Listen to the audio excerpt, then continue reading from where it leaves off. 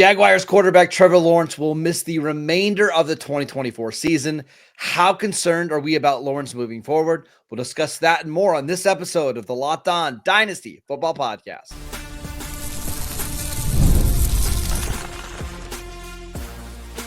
You are Locked On Dynasty Football, part of the Locked On Podcast Network. Your team every day. Here are your hosts, Marcus Mosher and Kate Madjuk. Welcome back to the Locked On Dynasty Football Podcast, part of the Locked On Podcast Network, your team every day. We'd like to thank you for making us your first listen of the day. This episode is presented by Prize Picks. Download the app, use promo code LOCKEDONNFL to win $50 instantly when you play $5. Welcome back. I am your host, Marcus Mosher. You can follow me on Twitter at Marcus_Mosher. Joining me today, as always, is Kate Madjuk. You can follow her on Twitter at Kate Madjuk. On today's show, we are taking a look at three players that we are at least somewhat concerned about moving forward. So, Kate, let's start with Trevor Lawrence, who was placed on the season-ending injured reserve list yesterday. He's having surgery on his AC sprain. It sounds like it's a pretty big surgery. He's also been dealing with a concussion that he suffered in week 13. We're going into year 5 of Trevor Lawrence in 2025. How concerned are you about him moving forward? I think we've got to grade it like an 8, right? An 8 feels kind of reasonable. I'm pretty worried. Now, there is some safety in the fact that he is, a guy with draft capital, draft stock, who got a long-term deal with his current organization. So, I think there's no question mark that he is going to be a long-time starter in the league. The question is whether or not he's going to be a viable fantasy quarterback. And, I mean, looking back to the 2020 draft class and beyond, Trevor Lawrence ranks 8th in fantasy points per game, just 15 fantasy points per game. That's replaceable. He ranks behind Bo Nix, CJ Stroud, who we've talked endlessly about as somewhat problematic in the points per game department due to that lack of rushing upside. Caleb Williams has shown more upside, generally speaking. We look at the general trajectory of Trevor Lawrence, and it has not been as high an upside as you would think for that kind of draft pedigree. He has 5 career games of 25 or more fantasy points. And we've got a pretty big sample size at this point. I'm just wondering, maybe the ceiling's not as high as we kind of thought. Maybe he's a better real life quarterback than he is a fantasy quarterback. But even then, I'm not so sure. And pretty hard to evaluate because there are so many extraneous factors. There's the injuries. He just hasn't been healthy throughout his career, which is a concern. The health of his teammates, right? Feels like there's always something with the Jacksonville Jaguars. So there's a lot of things going on here. Number one, I think he has not lived up to the generational tag that I think a lot of people gave him, including myself. So I think I'm past the point of wondering if he could be the next Josh Allen or Lamar or Joe Burrow. He's just not going to be one of those type of quarterbacks. So I have to readjust my expectations. But what's hard here, Kate, is who is going to be the head coach next year? I mean, I think you and I both assume it's not going to be Doug Peterson, correct? I didn't think Doug Peterson would be the coach at this point in the season. Right. So if it's Ben Johnson, I'm really excited. If it's Mike Vrabel, I'm not excited at all. So I do think there is some unknown when it comes to the head coach and the play caller. But I would say I'm concerned, but I'm not full on panic. And right now on Dynasty League Football, he was being drafted as QB 18 in the month of November. I got to believe that goes down now that he's going to be out for the remainder of this year. And he's got a lingering shoulder issue. And if I don't have to pay top 18 prices to get Trevor Lawrence, I probably would do that, Kate. I have not been scared off enough that I wouldn't be buying him at that cheaply. I think the price tag is going to be the question mark here because again, there are so many confounding variables. Can Trevor Lawrence still be a fine fantasy quarterback? Probably. But like this year, averaged a career low 204.5 passing yards per game. Never had a season with a 4.5% or above touchdown percentage, which that's average, right? Like he has been a below average touchdown producer.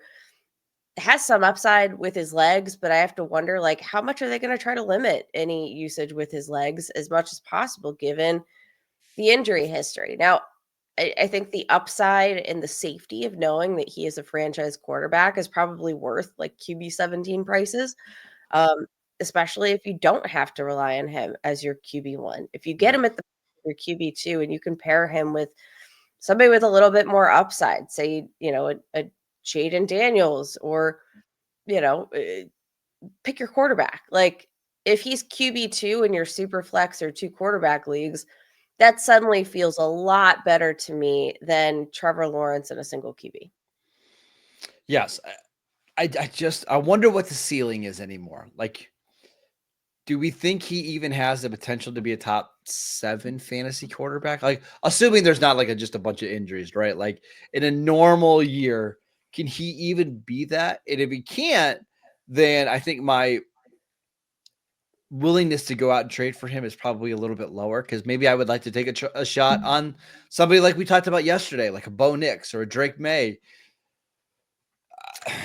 I just think don't the know. upside's probably higher elsewhere, to be honest. And again, I'm somebody who I've looked at, his past couple of seasons. I was kind of a believer in Trevor Lawrence heading into this year. So maybe I just need to like dial it back a little bit, because I looked at the situation. I looked at what we saw from Trevor Lawrence in 2023, despite the fact that like that was an injury riddled season for him, 21 passing touchdowns, 4,000 passing yards. Like, you're gonna take those all day. It felt like they were like counting stats because they didn't translate to the win column, but they did 8 times, but it didn't really matter. Like, well, let's do this real quick. Let's look at the weapons, because you have Brian Thomas Jr., who is being drafted as a top 10 dynasty receiver. It sounds like Christian Kirk is probably going to be somebody who's on the way out this offseason. I wouldn't be surprised if Gabe Davis is cut. Evan Ingram is getting older. Travis Etienne might not be back. However, I think there's a good chance that they end up with a number 1 pick for the 3rd time in 5 years, and they select Travis Hunter, who a lot of people think is going to be a wide receiver in the NFL. And now all of a sudden, if you have Travis Hunter, Brian Thomas Jr., and a competent offensive mind running that offense, I could see this thing turning around pretty quickly. I think it's all really dependent on the head coach in that situation. I do think if you are a Ben Johnson, there are a few different situations that look pretty tantalizing right now. Like, I think the Jaguars could be one of those situations if you can come in and make sure you get the offensive weapons you need. Tank Bigsby looking like a very suitable RB1 in your offense if you're going to move on from Travis Etienne. Like, there are ways to fix this situation. It's just about getting the right head coach to do it. And I haven't trusted the organization to do it so far. But I think we have to go back to the price tag here. If you're, not having to pay up top tier prices for Trevor Lawrence, then maybe it becomes more palatable. So like, what's the trade market like? Like, do we have any recent trades to evaluate? We do. It's all over the place. And it's just because I think a lot of people either really like Trevor Lawrence coming out, or let me give you an example. Would you trade a 1st round pick in next year's draft in a super flex league for Trevor Lawrence? So if I'm trading for Trevor Lawrence, I'm going to assume I don't need a quarterback right now. Correct. So I'm going to assume that I'm probably in the middle of a rebuild, and it's probably going to be like a best a mid-round pick, right? Okay. I don't feel intrigued to do that. Like, if we were looking at, let's look at this past draft class, right? Like, I could, and again, one of these unique draft classes, but like, I could have got a Bo Nix for that, and that would have probably been better than where I'm at right now. Am Okay, I I'll give you crazy another to one. say like no? I probably would give up a first round pick for Richards, or sorry, for Lawrence. I was looking ahead. I think I would still give up a first round pick, knowing that this quarterback class is pretty weak, and some of the quarterbacks coming out are as old as Trevor Lawrence. I think I would spend a first round pick there. How about if you're just flipping him for another quarterback? Would you trade Trevor Lawrence away for Anthony Richardson? Yes. You would. You would take the upside on Richardson. Yeah, and that's the thing. I think we've seen highs and lows for both of these guys, but Anthony Richardson, I think probably in a more stable situation with a really good group of weapons. And Richardson, like I don't know what to make of him, but I also don't know what to make of Trevor Lawrence. I So know. yeah, I'll roll with the upside. All right. We want to know from you guys, what are you trading for Trevor Lawrence? Is he somebody that you are targeting in your super flex leagues? Let us know. Kate, I want to talk about Dalton Kincaid, who is somebody who admittedly I was very high on, not just in the pre-draft process, but over the offseason. I was targeting him in a lot of trades. It has not worked out well this season. How concerned are we moving forward? We will get to that next. This episode is brought to you by FanDuel. Get ready to tackle the NFL action with FanDuel, America's #1 sportsbook, because right now, new customers can bet $5 and get $150 in bonus bets if you win. The FanDuel Sportsbook app gives you everything you need to place live bets on the NFL all in one place. So when you get a hunch in the middle of the game, you can check out the latest stats, view live play-by-play, and so much more on the same page where you place your bets. Just visit fanduel.com to join today. You'll get started with $150 in bonus bets if you win your first $5 bet. And week 14 is a great week to get in on the action with an awesome Thursday night game between the Packers and the Lions. We've got a really fun Sunday night football game between the Chargers and the Chiefs. That game was really close the last time they played. Cardinals Seahawks for the division. Go to FanDuel.com and never waste a hunch and make every moment more with FanDuel, an official sportsbook partner of the NFL. This episode is brought to you by Hillsdale College. Time is our most precious commodity, so don't waste it scrolling through the same mind-numbing content for hours and hours. Spend it wisely so you can improve yourself. And go use our sponsor, Hillsdale College, which is offering more than 40 free, that's right, free online courses, including Constitution 101, the meaning and history of the Constitution, Introduction to Free Market Economics, The Great American Story, A Land of Hope, and the Rise and Fall of the Roman Republic.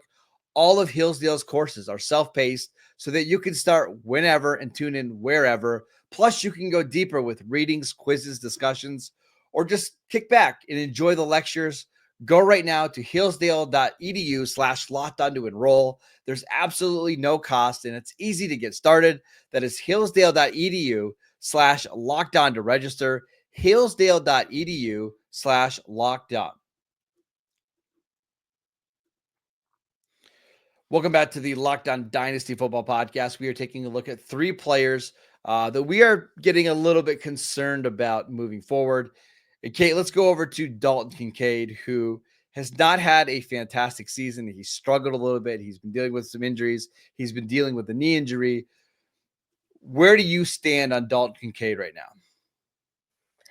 I actually think, and this is not advice for people who are in current need of a tight end. Like if you're in a championship window and you need a guy right now, obviously this advice is not for you. But I think this is a great time to buy low for Dalton Kincaid because I believe in the player. I look at the circumstances this year. Like you mentioned, he's been banged up, dealing with a knee injury, also dealt with like a shoulder collarbone injury earlier this season.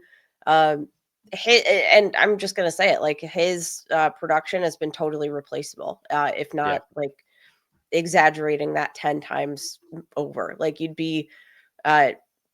could have replaced him with Noah Gray and you'd probably end up with right around the same production on a week-to-week basis, which is terrifying. But this comes back to believing in the fact that like Dalton Kincaid, super talented tight end. I believed in the prospect. I believe in the offensive situation. I believe in the quarterback, and not every tight end, which we've been spoiled with some really dynamic rookie tight ends lately. We have, Sam Laporta, Brock Bowers. Like we've been pretty spoiled, but I think we're also forgetting the fact that for most NFL tight ends, it can take some time. The last time that he's had 50 or more receiving yards in a game, Kate, was back on October 20th. It's been a while. And now he's been dealing with a knee injury. It seems like he might play this week against the Rams. But one of the things that made me nervous about Kincaid coming out of Utah was that he was always dealing with some kind of injury. He didn't do anything at the combine because of a back injury, didn't really do anything during training camp his rookie year. Now he's got a knee injury. He dealt with that back injury during the season last year. And it's just really hard to produce when you're not on the field. And it's really hard to get consistent work if you're in and out of the lineup. Dawson Knox has actually done a pretty good job of replacing his production. On a scale of like 1 to 10, I think I'm like a 7.5, 8 on Dalton Kincaid. I'm really worried for somebody that I had as tight end 3 this offseason down to tight end 7. I'm worried he's going to slide down closer to tight end 10 by the time we get to the offseason. See, and this is one of those situations where I say if you roster him, you're not trading him away right now. This is not the time to do it. But again, maybe wait even longer. I think it just goes back to like, how much did you like Dalton Kincaid coming out, and how much are you willing to pay up for that potential upside? Like, again, we talked about the offensive ecosystem. This is going to be an offense that's going to score a ton of points. Let's not forget the fact that like Dalton Kincaid had a pretty outstanding rookie season. And if, maybe Sam Laporta wasn't stealing all of his thunder, we would have been praising the year that he had 73 receptions, 673 receiving yards as a rookie.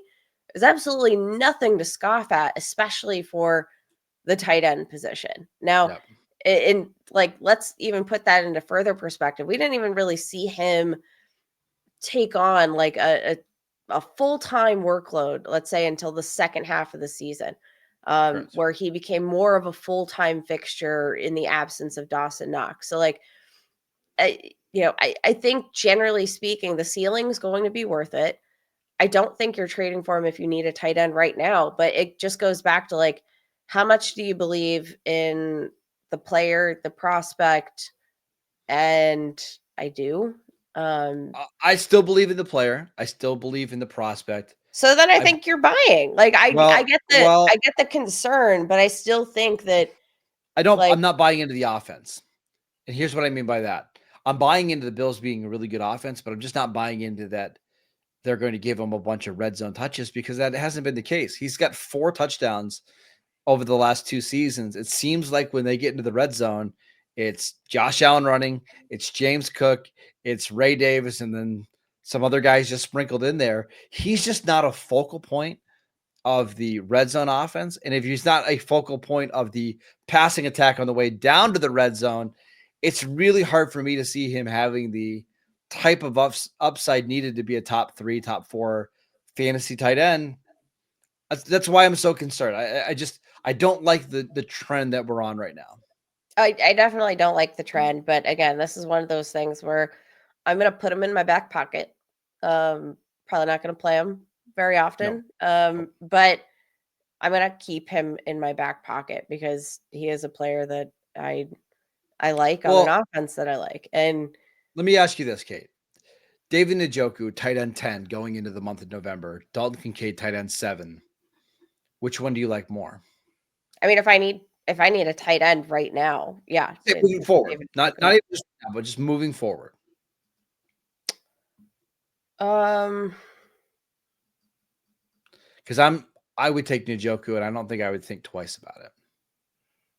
I think I would take Njoku, but I am thinking a little bit harder about it. Okay. I would not be surprised if we finish this season and Dalton Kincaid is being drafted outside the top 10 tight ends going into next year. I wouldn't be surprised, because I think he's going to come back this week. I think his role is going to be relatively small. And if he doesn't give us anything to be excited about over the last month of the season, I think fantasy managers and dynasty managers are going to start moving guys up like K. Dotton, like Tucker Kraft, like David Njoku, all ahead of him. Fair. Again, I think all those concerns are fair. I'm going to continue to just monitor the market. I don't think this is the time to move him. I don't think, might be some time to wait and let his value drop a bit further if he does return, doesn't have a productive run. I just like Dalton Kincaid too much. I do too. That's why this is such a hard conversation for me, but I'm panicking. Let's talk about Ja'Lynn Polk, who was drafted very early in round 2 of the 2024 NFL draft, and he's done next to nothing during his rookie season. How concerned are we about him moving forward? We will get to that next. This episode is brought to you by Mint Mobile. With big wireless providers, what you see is never what you get. Somewhere between the store and your first month's bill, the price that you thought you were paying magically skyrockets. But with Mint Mobile, you'll never have to worry about gotchas ever again. When Mint Mobile says $15 a month when you purchase the 3-month plan, they mean it. So say bye-bye to the overpriced wireless plans, jaw-dropping monthly bills, and unexpected overages. Mint Mobile is here to rescue you with premium wireless plans starting at just $15 a month. All plans come with a high-speed data and unlimited talk and text delivered on the nation's largest 5G network. To get this new customer offer in your new 3-month premium wireless plan for just $15 a month, go to mintmobile.com/LockedOnNFL. That is mintmobile.com/LockedOnNFL. Cut your wireless bill to $15 a month at mintmobile.com/LockedOnNFL. $45 upfront payment required, equivalent to $15 a month. New customers on first 3-month plan only. Speed slower above 40 gigabytes on unlimited plan. Additional taxes, fees, restrictions apply. See Mint Mobile for details. Welcome back to the Locked On Dynasty Football Podcast. We'd like to thank you for making us your first listen of the day. For your second listen, check out the new Locked On NFL show. 2 shows every single day. 1 in the morning with Tyler Rowland, 1 in the afternoon with Tony Wiggins, wherever you get your podcasts, and it's also available on YouTube. All right, Kate, let's talk about Ja'Lynn Polk, wide receiver for the New England Patriots, who was drafted at pick, I believe, 34 last year, or 35. Pick 35. He has 87 receiving yards this season for the Patriots. He's done next to nothing, despite that wide receiver core being one of the worst in the NFL. How concerned are you about Ja'Lynn Polk moving forward? I am a bit concerned. And I think also it's especially because Ja'Lynn Polk was a guy that I already had some reservations for in terms of like, what is his ceiling in the NFL? What is his ceiling for fantasy? It wasn't all that convinced. I thought, Javon Baker coming out of this class was, somebody with some higher upside as like a perimeter receiver. Mhm. Ja'Lynn Polk, I thought maybe could be like a chain mover type of guy. Coming out, he had great ball skills, and guess what? That's been like his biggest downfall so far in the NFL has been his ball skills, because I mean, it just hasn't translated. Over a 10% drop rate so far this season. Just hasn't done much of anything. And I'm not trying to say that like this isn't an indictment on the Patriots offense in general either, because I think we've seen the flashes with Drake May. Like we've seen some playmaking ability, but the fact that Ja'Lynn Polk, out of all rookie wide receivers with 10 plus targets this year, ranks dead last in terms of yards per route run. My man's running intense cardio there. Intense cardio. And I just don't know what's the upside. Neither do I. Now, if you believe in Drake May as a quarterback, and we both do, maybe there's just a potential for a second-year leap where everybody in this offense gets a little bit better. They're scoring more points. There's more targets to go around. But you look at the history, Kate, of like receivers that have been drafted inside the top 50 that produce under 200 yards during the rookie season. Almost none of those guys end up hitting. Like if you don't play and produce right away, it's pretty good sign that you're just not going to be a good player in the NFL. And it does seem like when you watch him out there, he just seems like a very average player at best. Like there's nothing defining about his exactly. And I think that's the concern. And honestly, there's a couple other guys in this class that we can mention that. I mean, AD Mitchell's another one that I feel similar about. Now, I think AD flashes more upside, but he's not producing either. But I think Ja'Lynn Polk is somebody where I know the price is suppressed right now. I'm just not looking to buy at all. There's nothing that he's shown me that makes me be like, oh, yeah, this is going to work out. I just have to be patient here. I do want to issue one correction. Johnny Wilson, Eagles wide receiver, does have fewer yards per route run. So he's second to last. So correction there. But here's like a point of concern for me. I thought that Ja'Lynn Polk was going to be the safer floor. I worried about his ceiling, right? 63.2% of his catchable targets have been caught. That should be much, much higher. Much higher. It should be like in the 90s. If we're being totally honest. Like Bub Means 90%, Devon Valet 92%, Ricky Pearsall, who has also done nothing, 92.3% of his catchable balls have been caught. I think this is a telling stat as to like just how bad these drops are. Like they are catchable. But also looking at like yards after the catch production, ranks dead last among those rookie wide receivers with 10 plus targets in yards after the catch per reception. There's nothing on the tape that has me excited. Nope. There's nothing statistically that I can like grab onto right now to say like the tape's not as bad as it looks. It's bad. I'm panicked. Well, let's run through some other receivers and just yes or no. Yes, you're buying them. No, you're not buying. AD Mitchell, wide receiver 58. Not buying, but again, just another guy that I don't know like. Jermaine Burton, wide receiver 74. I would rather take a shot on Jermaine Burton. Yeah. Okay. Troy Franklin, wide receiver 75. Sure. Malachi Corley, wide receiver 97. Probably not. Javon Baker, wide receiver 109. A lot of people love Javon Baker pre-draft. Yeah, I'll go with Javon Baker. Do you know what Javon Baker's stat line is this year, Kate? For sure it's 0. It's 0. Yeah, zeros across the board. Not great. If you can't even get on the field in one of the worst pass catching units in the league. Not great. All right, that is it for today's show. We want to thank you for making Locked On Dynasty Football your first listen every single day.